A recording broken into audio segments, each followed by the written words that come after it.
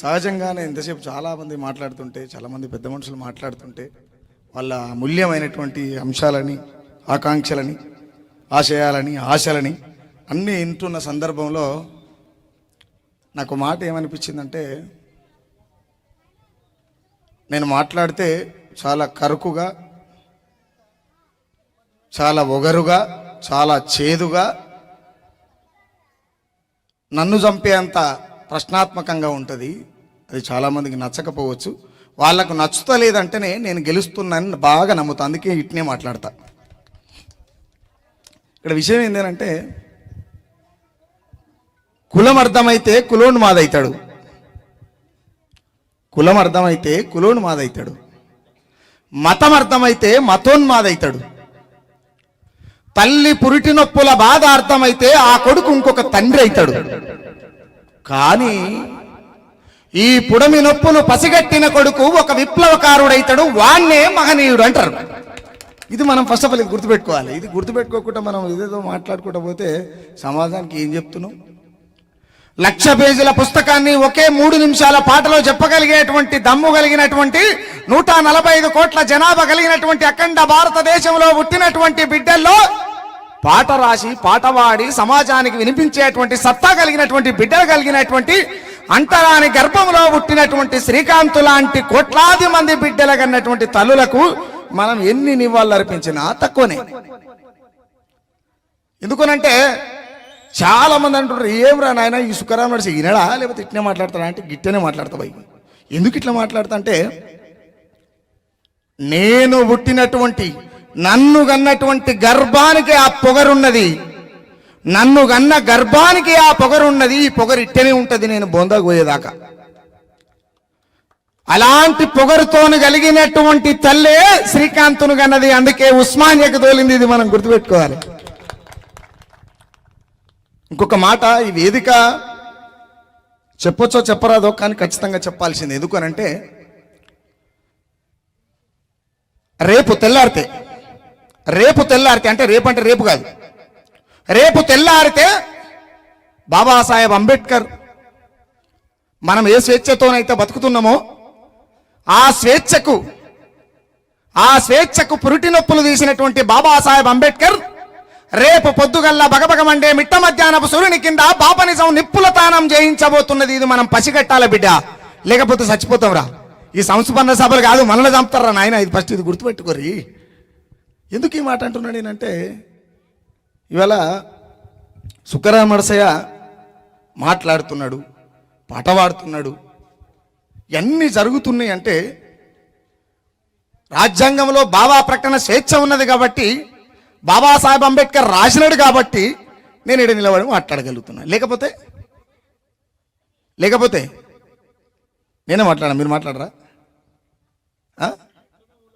ఏం మాట్లాడినా అలా నేనే కనపడతా, మీరేం కనపడరు. గట్టిగా మాట్లాడరు. పట్టకపోతే నన్నే పట్టకపోతారు, సిద్ధంగా ఉన్నా.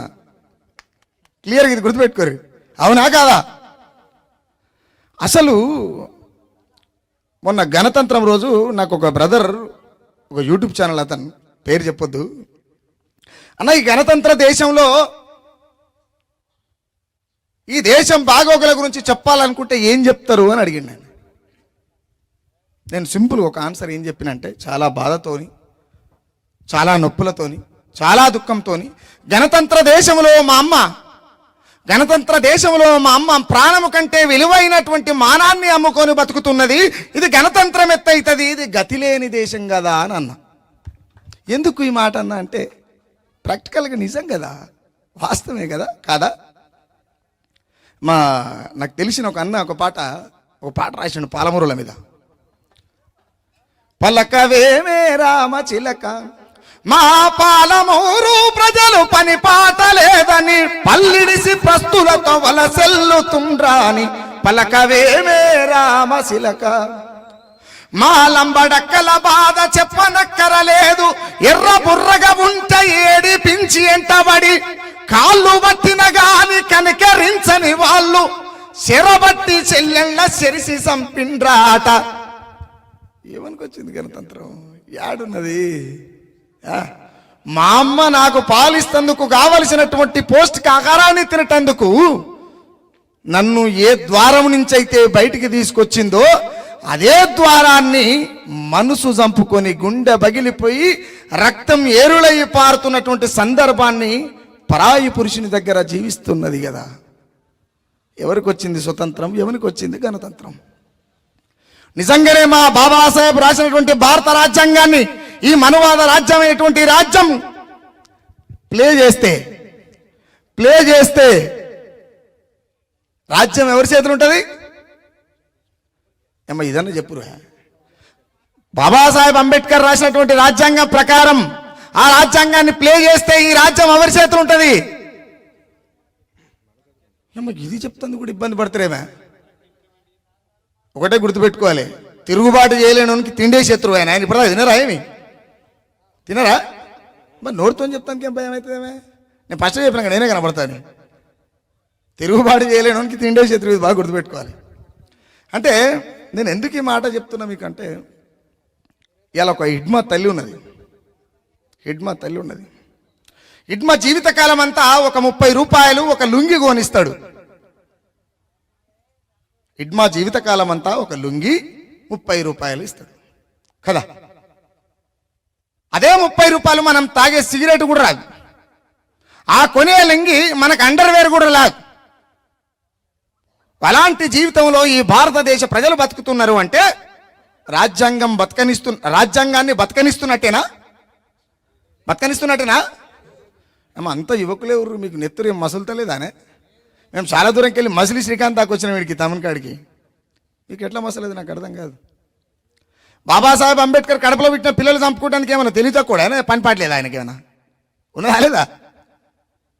కన్న పిల్లలు చనిపోతుంటే కూడా అఖండ భారతదేశ అనగారిన బిడ్డల భవిష్యత్తు కోసమే బతికిండి తప్పితే ఆయన కోసం ఏం బతకలే. ఆయన గసుంటే ఆయనకు ఒకసారి గట్టిగా సప్పట్లనే కొట్టరు చెద కాకపోతే. కాబట్టి నేను ఏమంటే ఈ దేశంలో, ఈ రాష్ట్రంలో, ముఖ్యంగా నేను దేశంలో పుట్టినందుకు సంతోషపడతానో పడనో తెలియదు. క్లియర్గా చెప్పాలంటే పడను. ఓపెన్గా ఇది క్లియర్. ఎందుకు పడననేది కూడా సమాధానం చెప్తా. రెండోటి, సంతోషం ఎక్కడ పడతా అంటే, మనుషులమే కాదని మాట్లాడేటువంటి మనుధర్మ శాస్త్రం చెలరేగిపోయి తిరుగుతున్నటువంటి సందర్భంలో ఈ తెలంగాణ గడ్డ మీద పుట్టి ఐలమ్మ లాంటి గర్భంలో పుట్టి ఈ నేల మీదకి వచ్చి మేము యుద్ధం చేస్తున్నందుకు, మేము మొగళ్ళమని మిసాలు తిప్పుతందుకు నేను చాలా గర్వపడుతున్నా. దీనికి చాలా గర్వపడుతున్నా. ఇక దేశంలో పుట్టేందుకు ఎందుకు బాధపడుతున్నా చెప్తా, లేకపోతే మళ్ళీ మనవాదులు ఇబ్బంది పడతారు. వాళ్ళకు మనం ఖచ్చితంగా క్లారిటీ ఇవ్వాలి. భారతదేశంలో పుట్టుడునే చేసిన తప్ప, మనిషిని మనిషిగా చూడని మతాలదేమున్నది గొప్ప. నేను జంతువయ్యి జన్మించిన ఈ జగమే నా కాళ్ళు మొక్కును. ఎందుకంటే గోవును రక్షించమంటది, స్త్రీని శిక్షించమంటది రాముని నామం. అవునా కాదా? నిజమేనా?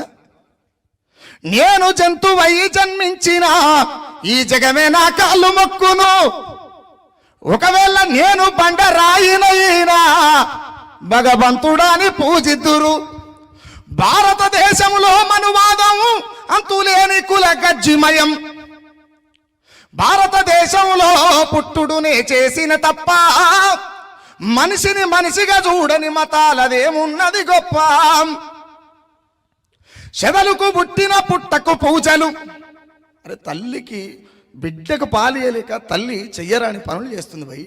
కానీ ఈ దేశంలో మతం పేరా, దేవుని పేరా, కులం పేరా, వివక్షతల పేరా, కక్షల పేరా, ఆధిపత్యం పేరా, చెదలకు పుట్టిన పుట్టకు పూజలు, నేల పాలాయ పాలధారలు, ఆవు మూత్రం ఏదైనా మలినమే. అవునా కదా?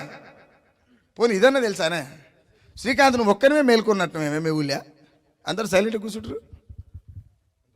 మూత్రం ఏదైనా సరే మలినమే కదా. ఆవు మూత్రమే అమృతం అంటూ ఉచ్చకు తోసిలి రాపే కొందరు. మైల పట్టిన జాతులు నీటిని ముట్టిన పాపమేనని కర్కశంగా నరికి సంపుతూ కత్తుల దాహం తీర్చుతున్నారు. అరే నాయన, ప్రేమతో నేనేమంటున్నా అంటే, ఉచ్చదాగిన నోట్లకెళ్ళి మల్లె లెటర్ రాలినాయి, మంత్రాలు ఎట్ట చదివినవు, మంచినీళ్ళు తాగిన వాళ్ళ నోట్లకెళ్ళి మైలెట్ట గారిందిరా బద్మాష్ కొడుక. మనకి ఇంత లాజిక్ అర్థం కాకపోతే ఏమనాలే నిజంగానే. యోధుణ్ణి గన్నవమ్మో పోరాట పొద్దును గన్నవమ్మో, పోరాట పొద్దును గన్నవమ్మో, యోధుణ్ణి గన్నవమ్మో పోరాట పొద్దును గన్నవమ్మో, యోధుణ్ణి గన్నవమ్మో పోరాట పొద్దును గన్నవమ్మో, యోధుణ్ణి గన్నవమ్మో పోరాట పొద్దును గన్నవమ్మో, యోధుణ్ణి గన్నవమ్మో పోరాట పొద్దును గన్నవమ్మో. ఇట్లా ప్రతి తెలంగాణలో ప్రతి గుడిసెకి ఇలాంటి చరిత్ర ఉంటది. పోరాటాలకు పురుడు పోసిన ఐలమ్మ పొలిమేర దాటినదో, పోరాటాలకు పురుడు పోసిన ఐలమ్మ పొలిమేర దాటినదో, పోరాటాలకు పురుడు పోసిన ఐలమ్మ పొలిమేర దాటినదో, పోరాటాలకు పురుడు పోసిన ఐలమ్మ పొలిమేర దాటినదో, ఉద్యమాల ఉమ్మ నీరును ఉస్మానియాకు పంపినదో, ఉద్యమాల ఉమ్మ నీరును ఉస్మానియాకు పంపినదో, ఉద్యమాల ఉమ్మ నీరును ఉస్మానియాకు పంపినదో, ఉద్యమాల ఉమ్మ నీరును ఉస్మానియాకు పంపినదో, అంటరాని గూడు అంతరాలు లేని తొవ్వాల నడవమందో, అంటరాని గూడు అంతరాలు లేని తోవల నడవమందో, అంటరాని గూడు అంతరాలు లేని తొవ్వాల నడవమందో, అంతరాని గూడు అంతరాలు లేని తోవల నడవమందో, తీరాలు చేరేటి దారికి ఆ తీరాలు చేరేటి దారికి శ్రీకాంతునే పోరు తిలకాన్ని దిద్దమని ఉస్మానియాకు పంపెనో, పోరాటము గన్నదో ఆ తల్లి పొలిమేర దాటిపోయినో, పోరాటమును గన్నదో ఆ తల్లి పొలిమేర దాటినదో ఐలమ్మ, పోరాటమును గన్నదో ఐలమ్మ పొలిమేరను దాటినాదో ఐలమ్మ, పోరాటాన్ని గన్నదో ఐలమ్మ పొలిమేర దాటినదో ఐలమ్మ. ఇట్లా చెప్పుకుంటూ పోతే మన అమ్మల గురించి చాలా మాట్లాడాల్సి వస్తుంది. ఒక్కటి మాత్రం గుర్తుపెట్టుకోర్రి, పురిటి నొప్పులను గుర్తుపెట్టుకుంటే కొడుకులమైతాం, మళ్ళా తెల్లారి మనం తండ్రులమైతాం, మన పిల్లలకు జన్మనిచ్చి మనం తండ్రులమైతాం. కానీ పుడమి నొప్పులు గుర్తుపెట్టుకున్నప్పుడు మాత్రమే మనం మనుషులమైతాం. అది గుర్తుపెట్టుకోవాలి ఖచ్చితంగా. Thank you so much.